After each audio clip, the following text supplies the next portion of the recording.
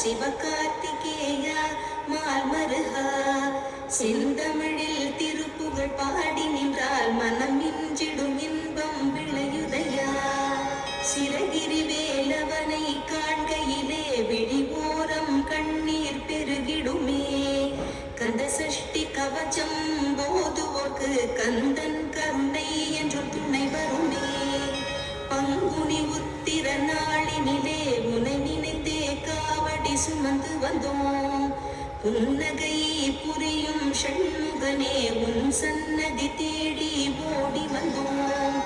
உன் பதம் பணிவது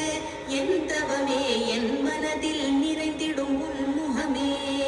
ஷண்முக பிரிய குஹ குரு சரவணனே வந்தே இன்னருளை தர வேண்டும் தென்பழனி மலையில் ஆண்டி முகம் சென்று